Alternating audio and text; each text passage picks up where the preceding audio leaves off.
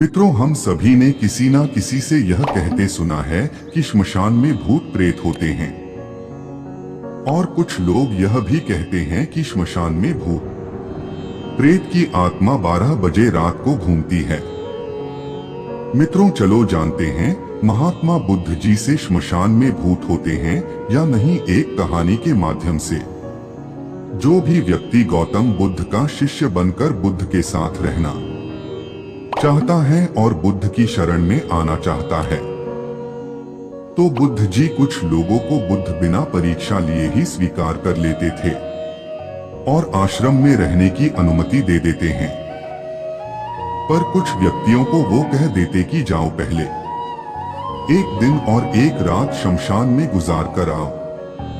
एक दिन एक व्यक्ति बुद्ध के पास आया और उसने बुद्ध के आश्रम में शामिल होने की इच्छा जताते हुए कहा, हे गुरु जी, मैं आपका शिष्य बनना चाहता हूँ। बुद्ध ने कहा, तुम्हें मेरा शिष्य बनने के लिए एक दिन और एक रात पूरा शमशान में बिताना होगा और वहां पर तुम जो कुछ भी देखोगे, जो भी महसूस करोगे, मुझे आकर बताओगे, तब उसके बाद ही तुम आश्रम में शामिल हो पाओगे। गौतम बुद्ध की ये बात सुनकर वो व्यक्ति घबरा गया और उसने बुद्ध से डरकर कांपती आवाज में कहा, गुरु जी, दिन में तो ठीक हैं, लेकिन रात में शमशान में रहना बहुत खतरा है। बुद्ध ने कहा, कैसा खतरा? व्यक्ति ने कहा, वहां भूत प्रेत होंगे, वो मुझे पकड़ लेंगे और जान से मार देंगे या तो मेरा जीवन नर्क बना देंगे। भूत प्रेतों का खौफ उस व्यक्ति के चेहरे पर साफ दिख रहा था। बुद्ध ने कहा, क्या तुमने भूत प्रेत देखे हैं? व्यक्ति ने कहा, नहीं, पर मैंने सुना बहुत हैं और कुछ ऐसे लोगों को जरूर देखा है जिनमें भूत आ जाते हैं और उन्हें परेशान करते हैं, अजीब अजीब हरकतें करते हैं। इस पर बुद्ध ने कहा, फिर तो अब तुम्हारे पास ये अच्छा मौका है ये जानने के लिए कि क्या सच में भूत प्रेत होते हैं या नहीं। तुम एक रात शमशान में व्यतीत करो, वहां पर तुम्हें कुछ ऐसा लगे कि वो भूत हैं, तो देखना कि वो कैसा दिखता है। और यदि ऐसा कुछ ना हुआ तो तुम यह जान पाओगे कि भूत प्रेत जैसी कोई चीज नहीं होती है। इस तरह पूरी रात तुम जो भी अनुभव कर पाओ, वो सब कुछ सुबह मुझे आकर बताना। बुद्ध की बातों को सुनकर वो व्यक्ति तैयार हो जाता है। व्यक्ति बोला, ठीक है गुरु जी, मैं एक पूरा दिन और रात शमशान में गुजारूंगा। बुद्ध ने कहा, ठीक है, अभी तुम स्नान कर लो और आश्रम में जाकर भोजन करके आराम करो और कल सुबह की पहली किरण के साथ ही शमशान पहुंच जाना।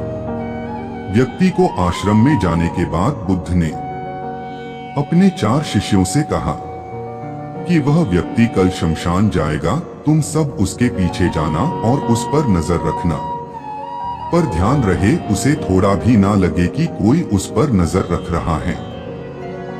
अगले दिन सुबह होते ही वो व्यक्ति शमशान में पहुंच गया और 4 शिष्य भी उस व्यक्ति का पीछा करते हुए एक जगह छुपकर उस व्यक्ति पर नजर रखने लगे।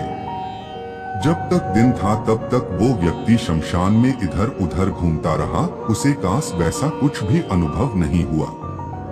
लेकिन जैसे जैसे सूर्य के ढलने के साथ अंधेरा बढ़ता जा रहा था, वैसे वैसे व्यक्ति की धड़कनें भी बढ़ती जा रही थी। किसी तरह उस व्यक्ति ने पूरी रात शमशान में गुजार ही ली और सुबह होते ही वो बुद्ध के पास पहुंच गया। बुद्ध ने व्यक्ति से पूछा, बताओ शमशान में कैसा समय गुजरा तुम्हारा? क्या तुमने कोई भूत देखा और क्या क्या अनुभव किया? व्यक्ति बोला, गुरुजी, जैसे ही मैं सुबह सुबह शमशान में पहुंचा तो वहां कुछ घंटे बाद मुझे कुछ लोगों की भीड़ शमशान की ओर आती दिखाई पड़ी जो एक अर्थी लिए आ रहे थे। मैंने जब उन लोगों को ध्यान से देखा तो उनमें से कुछ लोग बहुत दुखी थे, कुछ लोग सामान्य और कुछ लोग बेहद खुश थे।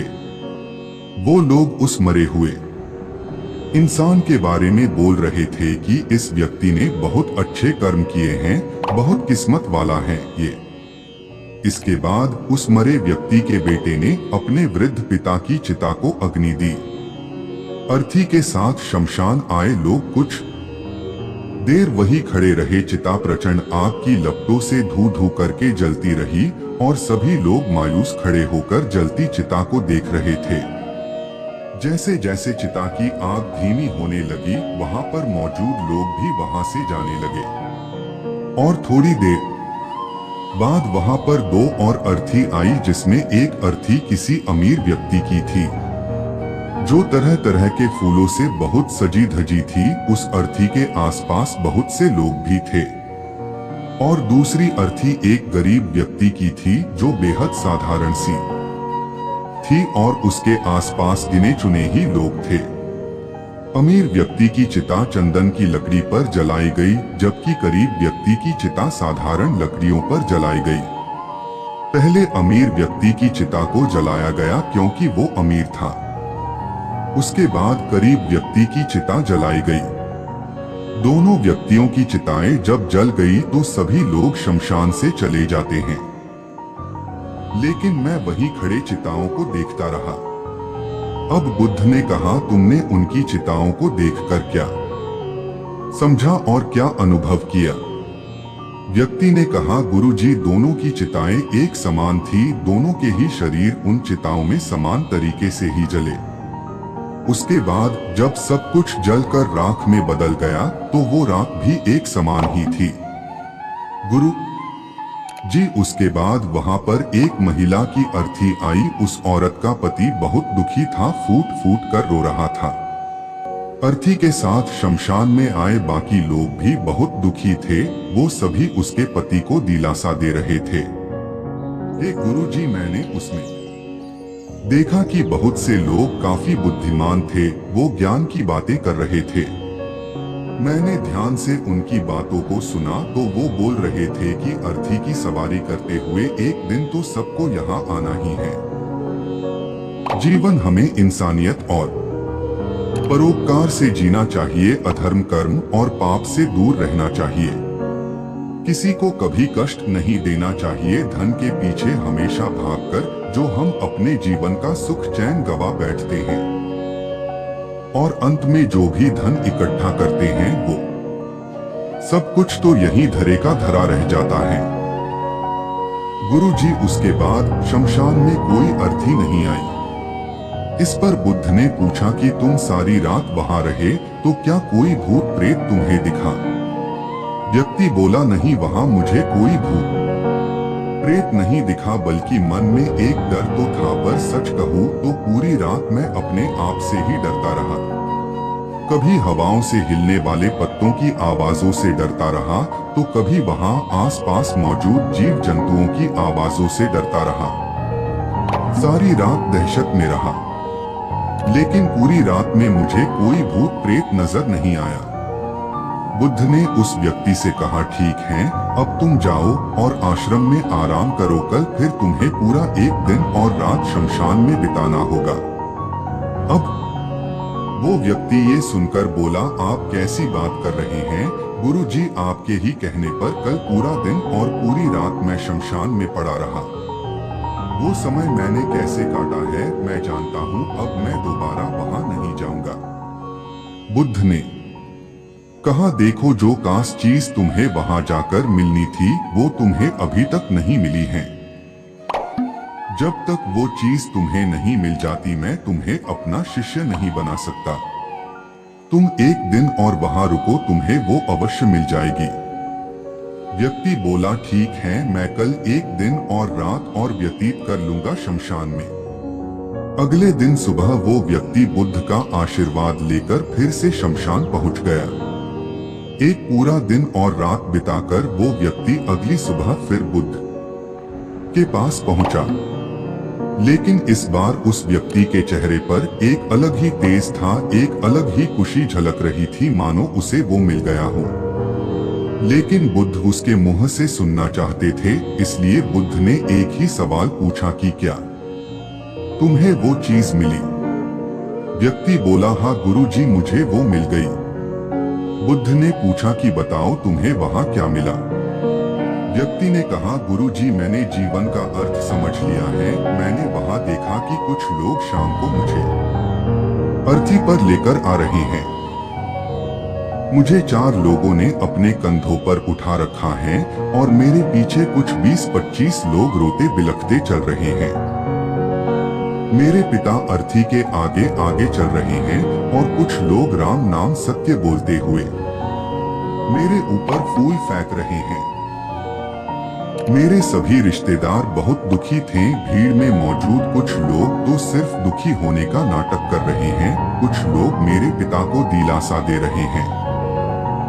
तभी कुछ देर बाद मेरी अर्थी को जमीन पर रख दिया गया और मेरे शरीर को उठाकर चिता पर लिटा दिया गया। मैं ये सब दृश्य अर्थी पर लेटे हुए देख रहा था। मैंने उस अर्थी से उठना चाहा पर उठ नहीं सका। मैं सांस लेना चाहता था पर सांस नहीं ले पा रहा था। मैं पूरी तरह से असमर्थ और विकलांग की तरह था क्योंकि मेरे अंदर सांस नहीं थी। मैं अपने पिता को गले लगाना चाहता था लेकिन मैं उठ नहीं सकता था। मैं अपने भाई को गले लगाकर ये कहना चाहता था कि तुम अपना और माता पिता का ध्यान रखना, घर व परिवार की जिम्मेदारी अब तुम्हारे ऊपर है। इसे बखूबी निभाना, इससे मेरी आत्मा को शांति मिलेगी। कुछ समय बाद मेरा मुंह कपड़े से ढक दिया गया और शरीर के ऊपर कई लकड़ियां रख दी गई। मुझे अब कुछ भी दिखाई नहीं दे रहा था। फिर उसके बाद मुझे अत्यंत गर्मी महसूस हुई। मुझे एहसास हुआ कि मुझे अब जलाया जा रहा है। धीरे धीरे लकड़ियों के साथ साथ मेरा पूरा शरीर जलने लगा। मेरा दम घुट रहा था। मैं उठना चाहता था। आखिर आग ने प्रचंड रूप ले लिया और धीरे धीरे मैं भी उस अग्नि में पूरी तरह खो गया। पूरी रात मैं खुद को ऐसा ही जलता देखता रहा। मैंने देखा कि अंतिम रूप में मैं एक राख बन चुका हूँ। उस पूरी रात ना तो मैं डरा ना ही मुझे डर का एहसास हुआ। जब आंखें खुली तो एक तीव्र रोशनी मेरे आंखों पर पड़ी। मैंने देखा कि ये तो मैं हूँ, वो भी शरीर के साथ। मुझे बहुत खुशी का अनुभव हुआ। उसके बाद मेरे मन से ना जाने कितने ही भ्रम समाप्त हो गए और मैं आपके पास आ गया। बुद्ध मुस्कुराए और बोले कि तुम अब आश्रम में शामिल हो सकते हो क्योंकि तुमने अब ज्ञान रूपी उस बीज को प्राप्त कर लिया है जिसमें शरीर को भूलकर स्वयं को जानने की इच्छा होती है। इसी ज्ञान की प्राप्ति के लिए मैंने तुम्हें शमशान भेजा था, जहां अंततः तुमने ये जाना कि शरीर नश्वर है, नेत्रों से दिखने वाली हर चीज नश्वर है। शमशान आने वाला हर व्यक्ति भी यह समझ रहा होता है, पर शमशान से वापस जाते ही वो सब भूलकर पुनः उन्हीं गलत कार्यों में लग जाता है, जैसे झूठ बोलना, लूट धसोट, अधर्म, लालच, लालसा, बुराई, क्रोध, अशब्द, अहंकार, ईर्ष्या, नाना प्रकार बुरी भावनाओं से बुरे कर्मों को अंजाम देते हैं। किंतु अब तुम्हारे अंदर ज्ञान का वो बीज जम चुका है जिसमें हम जीवन को तब तक नहीं समझ सकते जब तक मृत्यु को निकट से देखा व समझा ना जाए। अच्छे स्वास्थ्य की कीमत वही समझ सकता है जो अत्यंत बीमार हो या जो बहुत लंबे समय से गंभीर बीमारियों से जूझ रहा हो। ठीक उसी तरह जीवन का महत्व वही समझ सकता है जो मृत्यु से रूबरू हुआ हो या जो मृत्यु को समझ चुका हो, एहसास कर चुका हो। अब तुम्हें इसी बीज को लक्ष्य बनाकर ध्यान की मदद से स्वयं को और ज्यादा जानना है और ज्ञान की उस सीमा पर पहुंचना है जिसे जानने के बाद कुछ भी शेष नहीं रह जाता है। कोई इच्छा, कोई लालसा शेष नहीं रह जाती। मन हर विचारों से मुक्त हो जाता है, सब शून्य में समाहित हो जाता है। मन में जिज्ञासा का कौतूहल शांत होकर ज्ञान रूपी शांति में बदल जाता है। यहीं से परम शांति, सुख, सुकून का आनंद एवं अनुभव प्राप्त होना आरंभ होता है।